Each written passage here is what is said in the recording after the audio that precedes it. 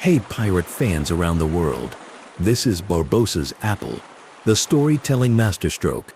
One apple, one curse, one captain. How a single bite rewrote pirate cinema and the way we read pirates on screen. The story opens quickly and clearly. The apple, held by Captain Hector Barbossa in Pirates of the Caribbean, is not a snack. It's a signal. It's a small object that carries a huge idea. A life kept from taste and touch by a curse. A leader who projects control while quietly hungering for the simplest human pleasure. Viewers who know the saga will recognize how this small fruit threads through curses, hunger, leadership, and fate, and how a simple motif can teach storytellers to plant echo and pay off meaning with style. Before you get comfortable, take a moment to like the video and subscribe, but only if you really enjoy and want to fall asleep with pirate stories whenever you want. Here is the core promise. The apple is a micro-motif, a tiny repeating sign that carries character, plot, and theme. A micro-motif works because it appears not once, but at carefully chosen moments, setups, echoes, and payoffs that the audience can track without even realizing it. In this case, the fruit turns into a compass for understanding Barbossa himself, what he wants, what he fears, and what it means when he finally reaches for the bite he has been denied. The apple is a clear example of how a film can hide its heart in a prompt. The path through this story follows a simple map. First, the payoff scene that everyone remembers. Second, the breadcrumbs planted earlier in the film that make that payoff sting. Third, the way the apple reframes the stakes of the curse, immortality without sensation versus a mortal life with taste. Then there is a close look at performance, how an actor can turn a fruit into a legend with a glance and a pause. From there, the narrative broadens into deep waters, how production choices keep a motif alive, why forbidden fruit imagery crosses cultures, what actual food provisioning looked like aboard ships, whether apples realistically fit into a pirate world, and how leadership, rationing, and code shaped life at sea. All of that folds back into the saga itself, across Dead Man's Chest, at World's End, on Stranger Tides, and Dead Men Tell No Tales, where echoes and reversals show how an idea evolves. The climax comes first to lock attention. In the closing movement of The Curse of the Black Pearl, a duel and a ritual unwind at the same time. Steel sings in one chamber, while blood falls in another. Barbossa, the cursed captain, has promised himself one thing above all taste. The audience has seen him cradle an apple, toy with it, joke with it, almost tease it, as if it were a key he cannot turn. In the final beat, a shot cracks the air. The curse lifts with a clatter of gold and a drop of blood. And just as the weight of immortality falls away, the body returns to the reality of mortality. An apple slips, gravity speaks, and a captain who once commanded storms stands still. The apple, suddenly heavy, is the proof. The taste he wanted is one heartbeat too far away. That is the quiet power of the payoff. The object that defined a wish becomes the sign of its cost. Here, the questions arise, the ones that guide the rest of the hour. Why an apple? Why this clean, everyday fruit instead of rum, meat, or bread? Why then, in that exact scene, for that exact character, what does this tell audiences about the curse itself? And how does this small image connect to older stories, older seas, and older captains who ruled provision, hunger, and hope? Now the breadcrumbs. Early in the film, the camera notices simple things. The way Barbossa's hand rests on the apple's rim, the pause before he speaks, the half-smile that comes with offering food he cannot taste. He is a man who performs power, polished boots, teeth like coins, voice smooth as varnish. But the apple turns him into something else, a figure who longs for ordinary life. A quick fact. Repeated gestures are not filler. They prime the mind. When a character reaches for the same object more than once, the audience learns without being told. Each appearance of the fruit carries a quiet drumbeat. Not yet, Not yet. Consider the captain's own promise in spirit. If not in direct quotation, taste will return, and when it does, the first bite will be sweet. That simple human want, hunger for flavor, underlines both menace and humor. Menace, because denial sharpens the temper and powers the will to break rules. Humor, because the object of that will is not a mountain of treasure or a fleet of ships, but a piece of fruit found in any market stall. The smallness of the apple makes the largeness of the curse hit harder. In terms of stakes, the apple resets the conversation about immortality. It takes what is often framed as a gift, endless life, and exposes the hidden loss. No taste, no warmth, no texture. The apple makes the curse personal. It shows that the cost of living forever is not grand tragedy. It is the theft of tiny daily joys.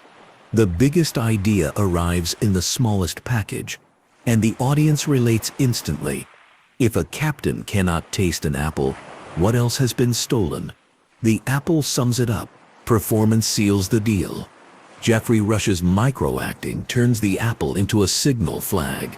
Watch the handling, neither greedy nor tender, but controlled, as if monitoring a treasure he refuses to drop. Watch the eyes, a gleam for a split second that vanishes under command. Watch timing and breath. The apple appears at conversational crossroads. Its presence shapes the rhythm. In a chill late-night museum guide tone, one might say this: the fruit becomes an instrument, and the actor plays it in a minor key. Heads up on this, small props in the hands of strong performers become magnets. The camera leans in not because the apple is loud, but because the actor tells it to matter. Behind the camera, the motif survives because departments coordinate, script signals, repetition, props, maintain continuity. Same size, same sheen, same logic for why it appears where it does. Costumes frame it with colors that help it pop. The assistant director and script supervisor track when and how it is handled. The apple learns its marks, like a quiet extra with perfect timing. That is how micro-motifs stay clear. No fuss, no speeches, just reliable recurrence. Symbolism travels older roads than Hollywood. The forbidden bite runs deep in cultural memory. Across faiths and fables, a fruit can mean knowledge, sin, temptation, or simple human curiosity that rubs against rules. In pirate cinema, the apple bends that language toward mortality. It is less about disobedience and more about being allowed to be human. Warmth, taste, and the right to enjoy a moment before the sea calls. Mortality gives value to flavor. Immortality without sensation reduces life to inventory. Why the apple? Specifically, there is color contrast. Reds and greens sit cleanly against leather, brass, and wood. There is texture and a sound cue. The crisp bite is unmistakable on a good microphone. There is also instant recognition. Viewers do not need a lecture to recognize what an apple is for. It is understood without translation. Film loves items that communicate at a glance. The story now widens into the world behind the fiction. A quick step back into maritime food history shows why a piece of fruit would matter on a ship. Provisioning a vessel was a never-ending logistics puzzle. Victualers loaded barrels of salted beef and pork, hardtack biscuits, dried peas, oatmeal, dried fruit when available, casks of water and beer or small beer, later rum. The quartermaster kept count. The cook made it all edible enough to survive. Fresh produce was fragile. It spoiled fast in heat, salt air, and damp holds. That made any fresh fruit a status item. Rare, often saved for officers or consumed quickly after resupply. Could apples be aboard? Yes, under certain conditions. In cooler climates, apples stored well for a time, packed carefully in barrels with straw, shavings, or sand. Some varieties could last weeks. Dried apples traveled farther, sliced and sun-dried or kiln-dried, then rehydrated in stews. In cider drinking cultures, apples became drinks safer than water from a foul cask and a source of calories. In the Caribbean heat, fresh apples were less common, but ports connected to Atlantic trade could import them seasonally. The point is not that apples were daily fare. The point is that fruit was precious, and an apple in a captain's hand signaled access and choice. The scurvy question matters here, because myth loves to tangle with fact. Scurvy, a disease caused by vitamin C deficiency, haunted long voyages. Citrus proved effective, apples less so. Citrus was not always available. Politics and supply chains complicated it. Crews sometimes got by with what they had. Fresh greens from a port, sauerkraut on some ships, occasional fruit. In that context, an apple in a Caribbean story is believable as a port purchase, a traded item, or a captain's private treat. Most important for the film, the apple sits at the intersection of plausibility and poetry. It can exist in the world of the story, and it can carry more meaning than its weight. Food distribution aboard pirate and privateer vessels linked to the code. Many crews voted on articles that fixed rations, shares, and penalties. The quartermaster often handled distribution to avoid arbitrary favoritism. Even so, captains had authority to allocate or reserve. Fruit could smooth tensions, reward performance, or symbolize rank. A captain drawing attention not to rum but to an apple fits the logic. A leader who knows how to wield scarcity as theater. One piece of fruit can say control lives here. Comparisons to real captain archetypes clarify Barbossa's lane. Some leaders projected fear through spectacle, braided fuses, in beards, colored flags, violent rumor. Others cultivated firmness without theatrics, framing themselves as rational merchants of risk and reward. Barbossa on screen blends pageantry with command. The apple aids that blend. It is a theatrical object, used quietly. No shouting, no smashing goblets, just a calm hand, a withheld bite, and a message. Everything is in hand, including hunger. Echoes across the franchise keep the hunger-pleasure theme alive, even when the fruit itself steps aside. In Dead Man's Chest and At World's End, the compass that points to what the holder wants most carries similar energy, desire made visible by an object. In On Stranger Tides and Dead Men Tell No Tales, leadership and legacy become the obsession. The idea of taste, of being allowed to savor a normal life, reappears in different forms. A daughter's future, a ship's freedom, a debt paid. The apple sits in the memory. The franchise keeps asking the same question in new language. What does this character actually want when the cannons fall silent? A scene-by-scene motif map in the mind helps audiences notice the structure. First, early glimpses of the apple establish recognition. Second, mid-film appearances pair the fruit with lines about sensation and denial. Third, a near moment of possibility tees up the finale. Fourth, the climax uses timing to hit maximum effect. The loss of the bite becomes the symbol of the ultimate cost. Later films nod to this energy, not always with fruit, but with objects that perform the same work. The visible stand-in for invisible desire. Craft elements support the sign. Blocking places the apple where the eye will find it. Foreground, a hand lifting into lamplight.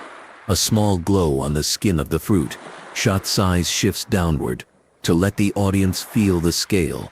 The apple fills more of the frame than expected, then recedes so the face can carry the thought. Sound design helps the gentle squeak of polished skin, the soft thud when an apple is set down, the absence of a crunch when a bite is only imagined.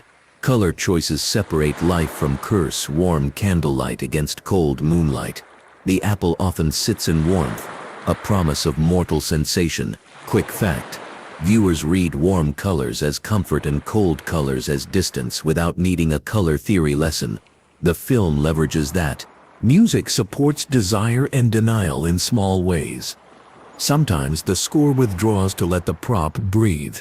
The quiet is its own cue. Sometimes a light phrase, strings ready to move, hints that something longed for is near. The exact notes matter less than the pattern restraint near the apple. Release when the choice arrives. Even silence can feel like a held breath. Geography and port access give the motif realism. Ships that touched European or North American ports in season could carry apples. Caribbean hubs tied to Atlantic traders could see shipments arrive for officers and merchants who wanted a taste of home. Places such as Port Royal in Jamaica, Havana in Cuba, or Nassau in the Bahamas were crossroads where unusual goods could appear, especially for those with coin or leverage. The apple, then, can be read as a captain's emblem of reach. He can get what others cannot. Sailing technology adds physical limits that inform the symbol. Holes grew hot. Ventilation was poor. Barrels lived shoulder to shoulder with ropes, powder, and salted meat. Vermin found everything.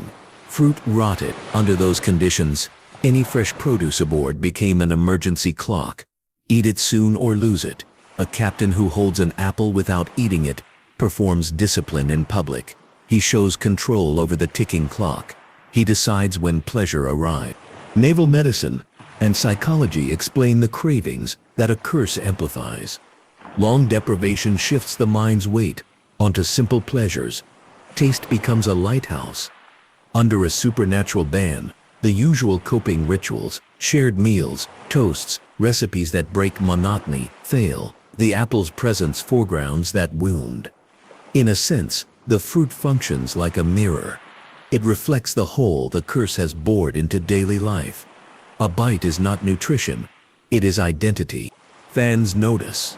The apple has spawned quiet theories, playful memes, and thoughtful essays.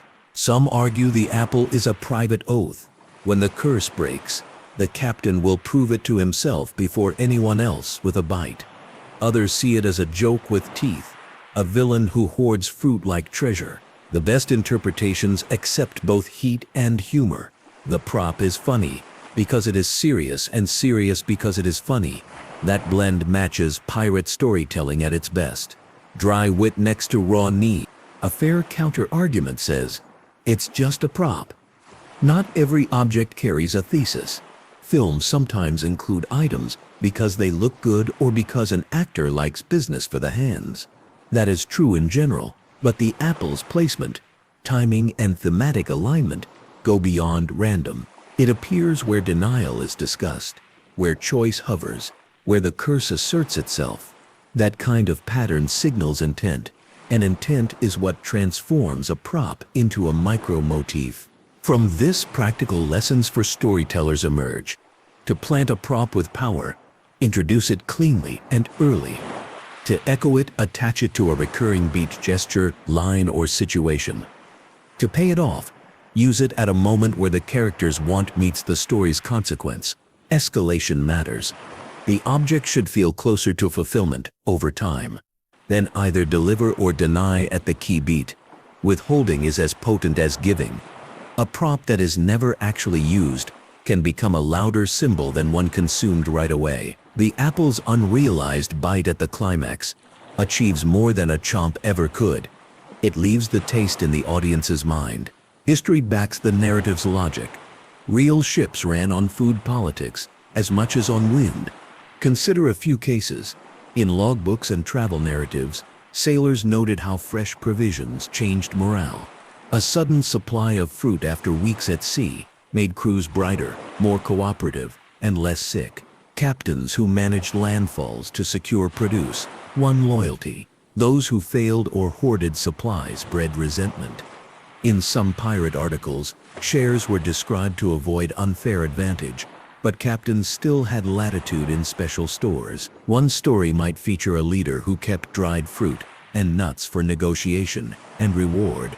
Another would show a strict quartermaster enforcing fairness with a heavy hand. In both cases, food was a language of power. The most vivid menu at sea combined hard necessity and creative hacks. Hard-tack biscuits, simple flour and water, baked until rock hard, carried a crew through lean times, often softened in broth to become edible. Salt beef and pork, tough but filling, joined peas and oat porridge. When luck smiled, a crew might enjoy a salmagundi, a chopped salad of meats, fish, and anything pickled or fresh they could gather, all dressed with oil and vinegar. Fresh fruit, when present, turned into an event. An apple might be sliced for a few or given whole to an officer. Each choice shaped how the crew read their leaders. Comparative literature and television build context for the apple's work. In classic pirate tales, a small object often unlocks a character's soul.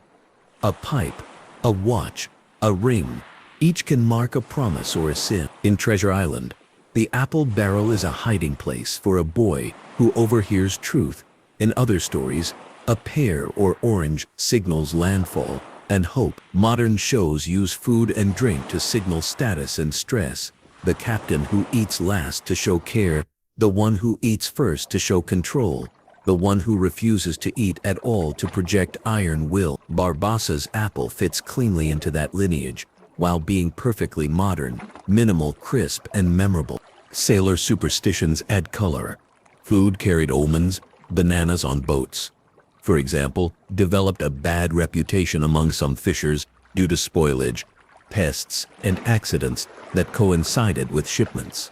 Whistling was said to raise winds. Bread thrown overboard sought to appease waters. In that landscape of belief, fruit could be lucky or unlucky, depending on the story told. The apple in Barbossa's hand gains a mild halo of taboo by proximity to the curse.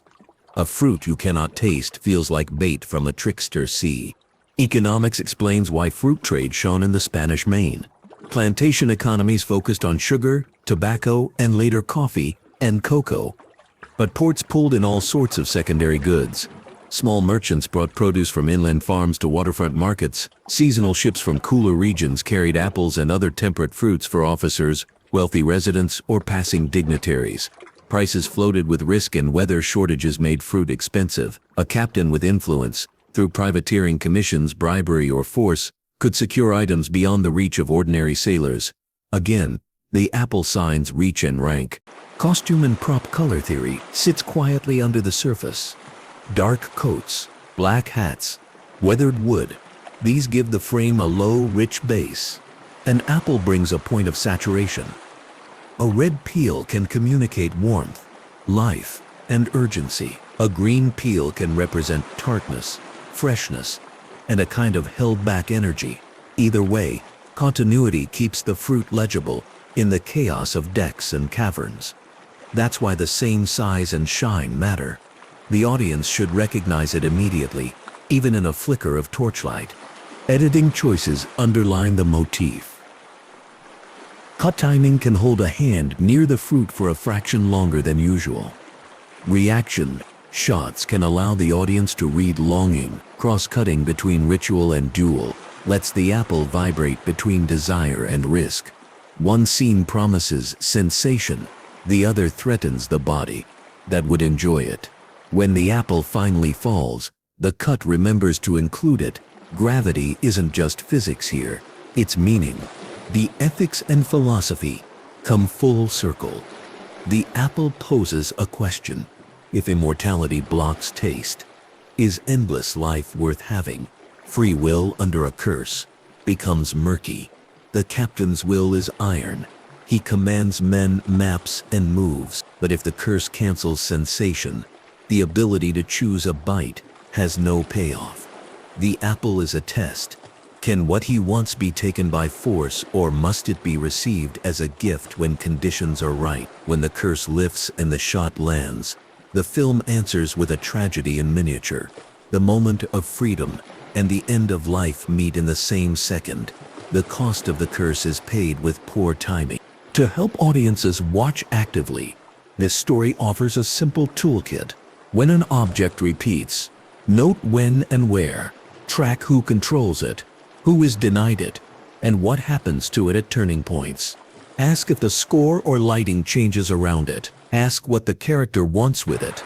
Use display or destruction. Then watch if the object appears in later installments, as a direct reprise, or as an echo in a different object. In Pirates of the Caribbean, desire often turns physical, a compass that aims at the heart's want, a chest that holds a beating heart, a trident that promises control over the sea. The apple belongs to that family of visible wishes. Legacy and cultural impact grow out of these details. The apple lives on in fan art and commentary because it is simple and strong. It can be drawn in a few strokes and still be recognized. It can be joked about the most powerful fruit at sea, and it can be discussed seriously as a symbol of hunger that no banquet can satisfy. Micro-motifs earn a second life in culture when they help viewers talk about big feelings in small language. He just wanted a bite of an apple, someone says, and that sentence speaks of mortality, loss, patience, and joy withheld. For those curious to explore further, a pirate syllabus would point to films that use props skillfully, histories that explain provisioning and code, and travel narratives that record tastes ashore and afloat. Old journals describe the shock of biting into something fresh after weeks of salted meat. Even without spotlight, these texts reinforce what the apple teaches on screen. The line between survival and satisfaction is thin, and leaders who understand that line can hold a crew together. Before closing, the story returns to the captain himself. Barbossa is not only a villain or a foil, he is a man built from wants in conflict. Command versus comfort, wealth versus warmth, survival versus savoring life. The apple gathers those wants in a way nothing else could. Rum speaks of fellowship, boldness, and numbness. Meat speaks of victory and strength. Gold speaks of trade and greed. The apple speaks of being alive. That, more than any blade or coin, is the treasure the curse denied. Here is a practical recap that folds the entire path into 10 simple takeaways. First, small objects can carry big themes if planted early. Second, repetition trains the audience to care. Third, denial can be funnier and sharper than immediate gratification. Fourth, performance can elevate a prop into a myth. Fifth, production design and continuity protect clarity. Sixth, sound and color turn a small action into a felt experience. Seventh, food at sea was politics. A captain who shaped food shaped morale. Eighth, apples aboard are plausible in specific circumstances. The fruit reads as rare and precious in tropical heat. Ninth, later films echo desire through different objects. Motifs mutate but purpose remains. 10th, a payoff can be powerful even when it withholds the obvious action. An untaken bite can break a heart. To end on a note of craft and curiosity, the narrative offers a gentle guide for storytellers. Choose a prop that anyone can understand without extra explanation. Pair it with a need that is both universal and specific to the character. Tie it to a rule, social, personal, or magical, that blocks the need. Bring it back at increasing intensity. Decide whether the payoff is a gift or a denial, and make that decision at the exact moment a larger consequence arrives. Do it cleanly, do it quietly, trust the audience to feel it. The apple falls, the duel ends, the curse breaks. The film uses a simple image to say that life is sweetest because it ends, and the chance to taste anything, a fruit, a night wind, a kiss on a crowded dock, can never be taken for granted. The apple teaches a calm lesson that even a child can hold. Being alive is about small joys, and stories remember those joys best when they plant them in ordinary things. Now the lens shifts again toward real decks and real docks, because the sea has always turned food into destiny. A ship that times its landfalls to harvest orchards in season builds a reputation for care. Crews follow leaders who think about taste as well as pay. Logs from age of sail voyages mention how a cask of apples lifted spirits in cold latitudes, and how in the tropics, even a single piece of fruit changed the day's tone. Officers, too, learn to use treats strategically. Promises of fresh bread upon reaching shore, a general ration of dried fruit on a feast day, a cider keg opened after a successful raid. The apple in reality served in small ceremonies that punctuated hard labor with human joy. The code enforced balance and boundaries. Articles posted on a mast or above the mess spelled out how food and drink would be handled. Stealing from a mess carried penalties because it broke trust. Wasting water or ruining stores could trigger fines, or worse, on some ships, the cook answered to the quartermaster to keep the captain from being blamed for every tough piece of meat or wormy biscuit. The apple in Barbossa's hand then resonates beyond taste. It also brushes up against governance. The fruit is not a private toy alone. It lives inside a system of rules about who eats when and why. Back in the film, the apple's restraint reads as a message to the crew, as well as to the audience. The captain can have what he wants, but he chooses not to, yet. That example signals that patience is part of the plan. A crew watches how a leader handles desire. A captain who devours pleasures at once may burn a ship's future. A captain who can delay sends confidence through the ranks. The apple is both carrot and clock. Across the saga, shadows of the apple appear even when the fruit does not. The compass that points to desire is the most obvious echo. It literalizes want. Whoever holds it has to face the truth about the heart. Sometimes that truth is messy, even shameful, and that's the point. The apple did the same work more softly. A bright peel stood in for a longing the captain pretended to ignore. The chest that holds a living heart later takes the idea to extremes. Desire and consequence meet in wood and iron. Whether fruit or compass or chest, the principle holds. The franchise externalizes inner life so the audience can track it with the eyes. In discussions of music, the motif benefits from restraint. A grand theme can overpower a small prop. Instead, the best moments sit inside a quiet bed of sound. Air moving over strings, a drum roll held back, the space around a line of dialogue. That space is where viewers lean forward. When the apple falls at the climax, a beat of silence lets the thud write its signature on the scene. People remember not the lack of music, but the presence of gravity. Audiences of all ages can follow this design because it mirrors ordinary habits. At home, a saved treat on a shelf can mean more than the food itself. In a classroom, a sticker or marble in a jar grows in power. The longer it is withheld, children learn that small objects can represent big ideas: reward, fairness, patience, pride. The film simply applies this truth with impeccable timing and a pirate's flair. Some viewers laughingly suggest alternate fruits or objects. A peach would read softer. A pomegranate would read exotic. A lemon would tie directly to scurvy. A banana would carry superstitions not everyone knows. But the apple stands at the center for a reason. It is global. It is simple. It has a cultural history, thick enough to carry weight and a shape clean enough to read in a flash. That efficiency is golden in cinema, where each second must pull its load. Strategically, the motif also helps in franchise building. When a first film lands an object with meaning, later films can echo it to recall the original feeling. Even a quick shot of a fruit on a table can whisper the earlier promise. When a character who once held back finally takes a bite in a later chapter, or when another character does it in their place, it feels like a continuation of a private story within the public saga.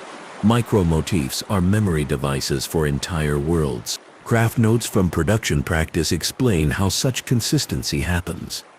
A prop master tracks multiples of the item. Hero versions for close-ups and stunt versions for drops or throws. Continuity photos record position and condition. A bruise, a shine, a bite mark. Wardrobe matches tones to keep saturation balanced. Makeup and lighting decide how much gloss sits on the peel. Even the basket or plate that carries the fruit becomes part of the look. On set, schedule matters.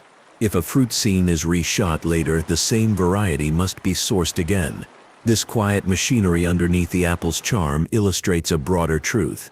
Meaning rests on craft. Editing rooms protect meaning as well. An alternate cut might have placed the apple out of frame during a critical line, weakening the thread.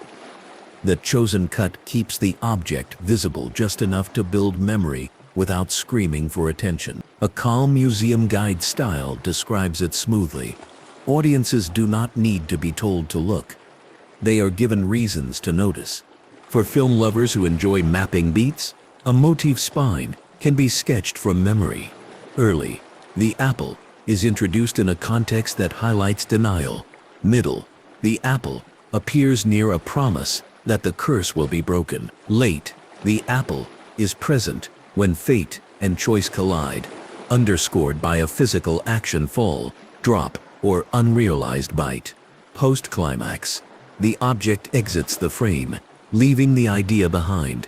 In later films, the desire it represented reappears in a new key. That spine is simple, and its simplicity is strength. The philosophical line runs beneath like ballast. The apple debates what it means to be free. Is freedom the power to act at any time, or is it the ability to enjoy action at the right time? Barbossa can draw swords, chart courses, and command men. Under a curse, he cannot taste. Power without pleasure is a thin victory. The apple argues that timing is everything. There is a quiet caution here for anyone listening. While trying to fall asleep, even in a world of grand battles, the small human moments define the soul. A few fan debates deserve a calm summary. One camp proposes that the apple is purely a writer's flourish, elegant. Yes, but not the core of the character. Another sees it as essential. Remove it, and the captain becomes flatter. Just another foil with bluster. A balanced reading says the apple amplifies what is already there. It is not the only path into Barbossa's mind. Voice, posture, and choices would still speak, but the fruit concentrates the signal. It hands the audience a handle they can hold. All of this leads back to the night when steel flashed and a stray moment of normal life nearly arrived. In that single beat, the story reveals how easily fate and desire can misalign. The captain who managed storms, mutiny, and magic could not schedule one bite. The sea loves ironies like that. It teaches them daily to anyone who listens long enough. A wind arrives after the sail is furled. A fish bites when the net is aboard. A letter reaches the dock the day after a ship departs. The apple falling to the deck joins that long list of maritime timings, beautiful, frustrating, and very human.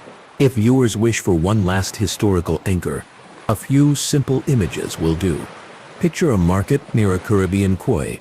At first light, ship chandlers open shutters, baskets appear, limes from a grove inland, plantains stacked tall, sugar loaves wrapped in blue paper, and on some days, when a northern ship has arrived, a small crate of apples. The vendor knows exactly which faces will appear first. Officers, wealthy merchants, maybe a governor's steward. Prices are whispered. A captain with coin buys a handful, not a barrel. Those apples will sit in a cabin, not a common mess, and their journey will end in a quiet room, or in an image that survives on film. The apple's final lesson is gentle. Objects mean what people make them mean. A fruit on a plate is breakfast. A fruit on a cursed ship is a prayer. A fruit in a captain's hand becomes a plan. In a film, a fruit becomes a thread that sews character and theme together, almost invisibly, until one small sound, the soft tap of a fallen apple, writes the last stitch. And from that calm truth, the tide carries the story toward decks, where real names stood watch and real choices were made under canvas and cloud. Historical cases sharpen the picture. When Bartholomew Roberts set down his ship's articles, food and drink were not afterthoughts. They were embedded in the rules that kept a floating community from cracking. Rations and special stores were spelled out to prevent petty tyrannies, because a captain who ruled the stomach ruled the mood. Henry Morgan's operations in the Caribbean leaned on ports where victualers moved quickly. Speed and foresight earned him not only firepower, but also fresh provisions that kept crews from slipping into lethargy. During a notorious blockade off a colonial harbor, Blackbeard demanded supplies tied to health rather than gold. showing that medicine and diet could become bargaining chips as powerful as cannon. Each example lines up behind the apple's quiet argument: control taste, and one controls something close to the soul. On many voyages, the quartermaster stood between appetites and anarchy. His job sat at the intersection of justice and logistics. Disputes about food could grow into mutiny faster than arguments about loot, because hunger visits daily. When a crew believed the quartermaster kept the scale honest, smaller frustrations had somewhere safe to land. When that belief cracked, discipline frayed. In such climates, one piece of fruit could be a weather vane for trust. If a captain flashed an apple as a symbol of delayed reward, it mattered whether the crew believed a bite would ever be shared. Maritime diaries from the age of sail record moments when fresh produce broke the monotony so completely that the entry itself changes tone. Shorter sentences, a lighter mood, stray mentions of laughter. After weeks of salted meat and iron-hard biscuit, the sweetness and texture of fruit were not just flavor but proof that the world still offered variety. It worked like a bell that reset the day. The apple in Barbossa's hand plays that bell without ringing it. The longer it sits unbitten, the louder the silence grows. Comparisons to other captains help. Consider the paradigm of the spectacle captain, who rules by fireworks and fear, and the systems captain, who rules by well-run routines. Barbossa embodies a blend he calibrates in front of the crew. The fruit is both spectacle and system.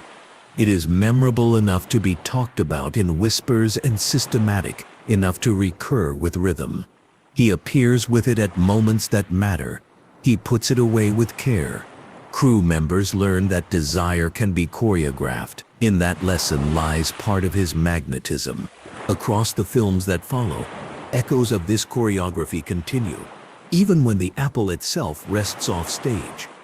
In the chapter Ruled by a Compass, that points to what the holder wants most, desire becomes a literal direction, north by longing, south by fear. In the chapter that binds fate to a chest that beats, the line between object and body evaporates. Later, when legacies and family draw the map, the franchise returns to a softer version of the same old question. What does it mean to taste a normal life after a lifetime of storms? Each time, the camera finds a way to make a private want visible. The motif may shift shape, but the melody remains. A mental ledger of scenes can be kept without fuss. Early, the apple shows denial. Midway, it shows patience sharpened into certainty. Late, it shows the price of timing. In subsequent films, when objects serve as stand-ins for longing, they inherit the apple's gravity. The audience, even without conscious tracking, feels the inheritance and leans in. Craft keeps the feeling honest.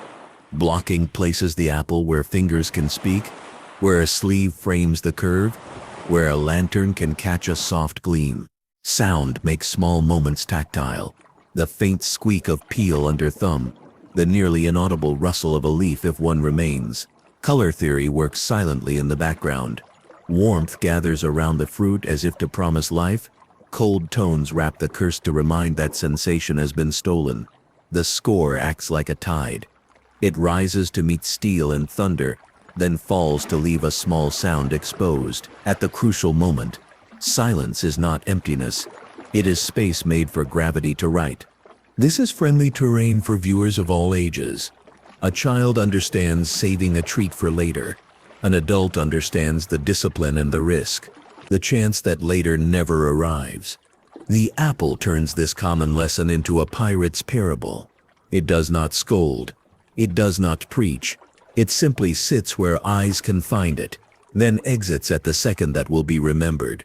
To widen the lens further, a few case snapshots illustrate how deeply food shaped behavior at sea. One privateer captain docked at a small island and bought fruit not for nutrition alone, but to stage a morale ceremony. A shared slicing on deck in view of all hands, a brief speech about weathering storms, then a return to watch rotations. The crew, fed and seen, tightened their focus. In another tale, recorded by a traveler fascinated with sea life, A ration of dried apples was issued after a difficult escape. The captain made a point of taking the smallest portion, signaling that authority sat with restraint, not appetite. In a grim contrast, a different expedition's commander hoarded delicacies for a small circle, and resentment grew until gunnery drills were sabotaged. The lesson passed from mouth to mouth in anchorages after food is a leader's grammar. Viewed alongside these realities, Barbossa's choice to make the apple a visible ritual reads as skill, not accident. The ritual anchors the crew's impression of a captain who commands himself first. Command, in this language, is not simply telling others what to do. It is showing a crew how desire should behave aboard a ship. The script moves gently into comparative storytelling again. Because pirate tales live in families of meaning. In one classic, a tobacco pipe serves as a clock of patience, lit only when a plan is complete. In another, a pocket watch reminds a captain that time slices courage into segments. In modern series, a mug of coffee or a piece of bread becomes shorthand for control when other controls fail. The apple aligns with these objects, but adds a unique twist. It points away from power and toward pleasure. That twist softens the character, not to excuse his violence or ambition, but to round him into a person who misses something everyone misses when they are kept from it: taste. A small heads up on this helps decode why the motif works so well in a late-night rhythm fans can relax into. The apple asks for nothing from the viewer except to be noticed when it appears. No glossary, no map, no ancient curse vocabulary. That ease opens the door for broad audiences. Those who come for swordplay find a subtle extra. Those who come for character find a clear line to follow. Those who come to drift into sleep with a calm voice in the room get a simple image to hold on to. Returning now to the ethics and philosophy for a final pass. The apple's argument can be put softly. Power without the ability to feel is a dim candle. Pleasure without the wisdom to time it is a short spark. Freedom is when both arrive in the same minute. Barbossa, with all his iron and salt, cannot make that minute arrive. The image then becomes an elegy for misalignment. The calm mood here is important. Nothing needs to be dramatized beyond what is already on the screen. The sadness is mild, familiar, almost domestic. A dinner that cools before a loved one comes home. In the realm of fan theories and debates, the best contributions often come from viewers who prefer to keep things grounded. One popular thread suggests that the apple is less a symbol of temptation and more a symbol of home. A kitchen fruit, portable, common in colder climes. An echo of hearths a sailor leaves behind. In that reading, the apple fixes Barbossa, not to a fantasy of paradise but to memories of ordinary mornings. Another steady take says the apple is a magician's coin. It gives the hand a task so the mind can perform. The captain talks, moves, and commands with the apple giving tempo.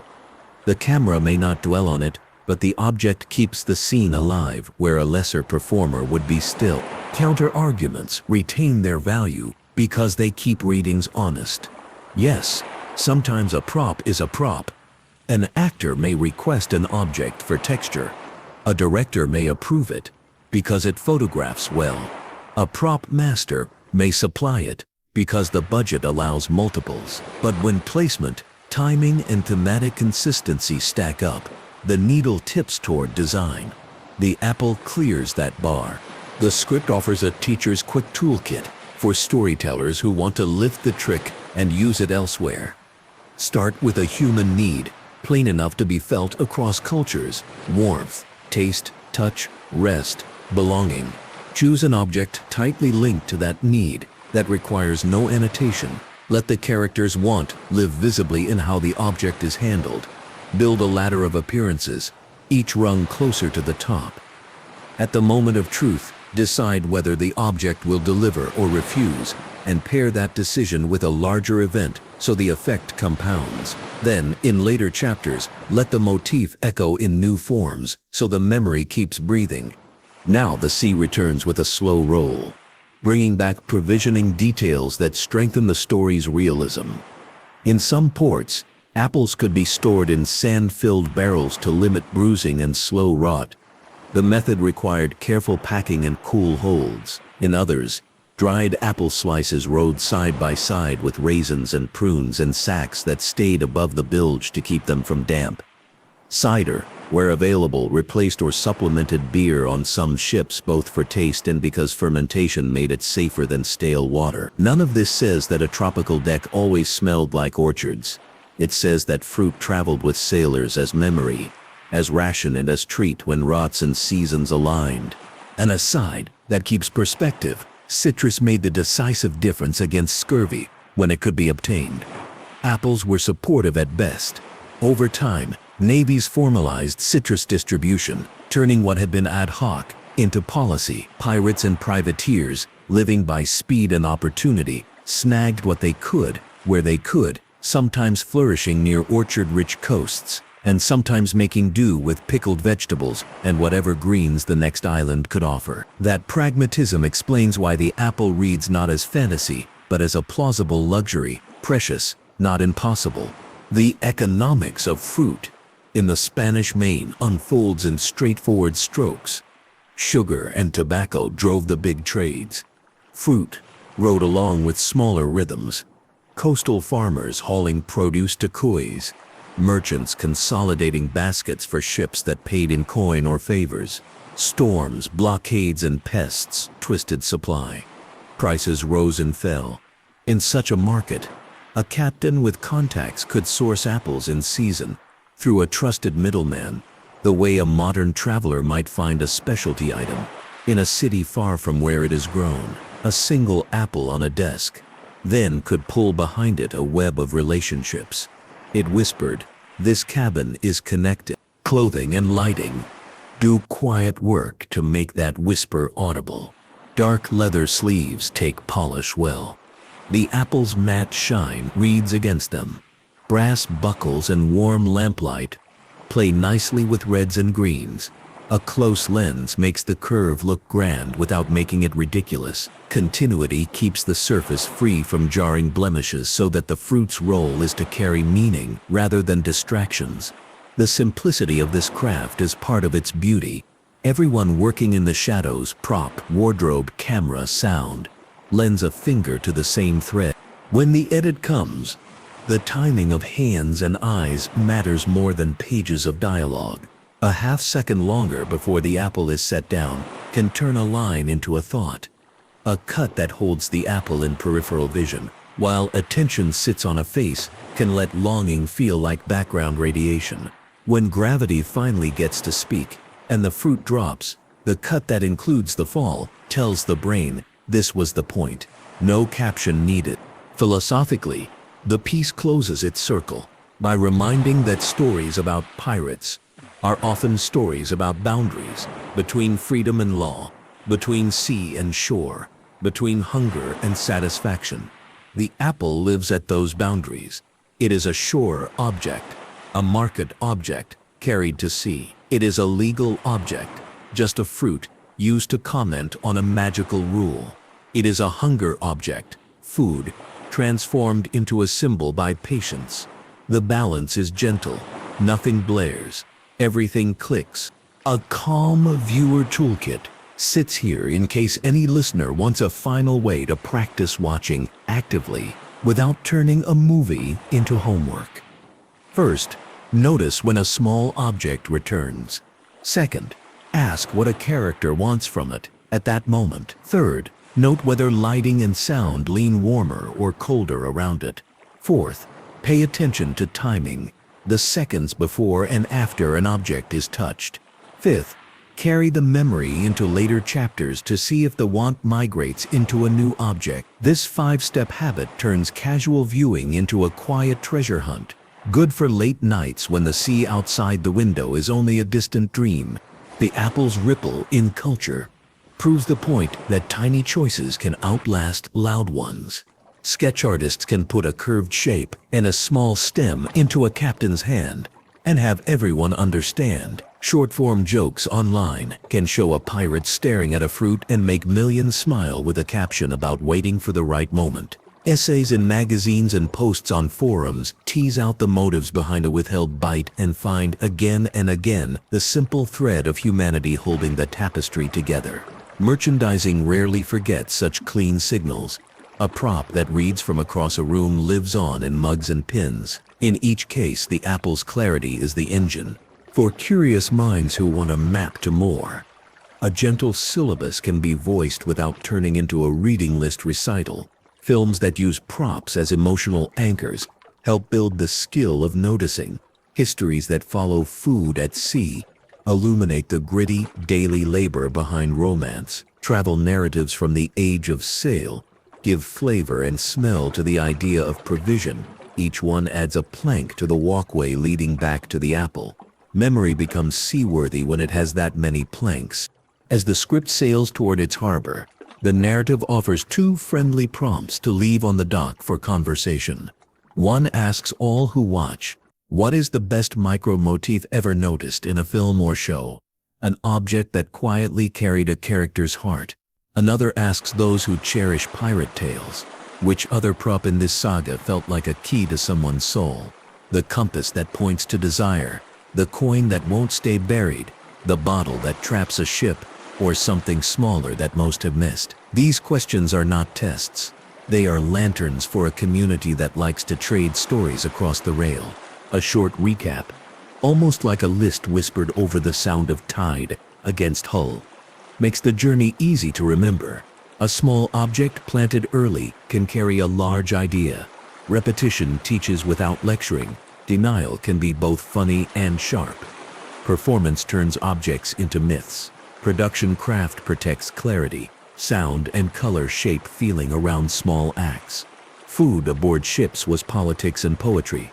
Apples aboard were plausible luxuries with cultural weight. Later films echo desire with new objects. A payoff can choose a quiet denial and still thunder in the heart. What remains is the closing image. Calm and sure.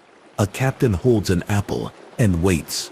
The ocean rises and falls against his ship. Men work. Lanterns breathe. A curse hangs like fog. The fruit glows softly in warm light and refuses every bite until the moment when fate and choice finally touch. Then gravity writes the last word. The lesson is simple enough for a child to understand and rich enough for a scholar to debate. Life is sweet because it can be tasted, and meaning lives in the timing. A gentle sign-off keeps the mood warm. The tale of Barbossa's apple ends where it began, with a small gesture that says more than a shout. The next voyage will follow another thread. Perhaps a compass that tells truth when tongues won't. Perhaps a harbor that swallowed a city. Perhaps a legend stitched from real charts and bold guesses. For this night, the apple is enough. It sits in memory like a friendly star, ordinary, reliable, and bright. For those who like anchors, the sources live where they are easy to find, pinned and chaptered. From film credits and production conversations to maritime histories and travel journals that mind the kitchen as much as the quarterdeck. They offer dates where dates help, vocabulary where vocabulary clarifies, and context that keeps stories honest. And because a simple mental map helps the mind sail, picture one last diagram in thought. A line from orchards in cool valleys to markets on hot quays. A line from a prop table to a captain's hand. A line from denial to timing to meaning. 3 lines, one fruit, one story that lands softly and stays. The deck dims. The sea keeps its rhythm. The apple rests. The lesson holds.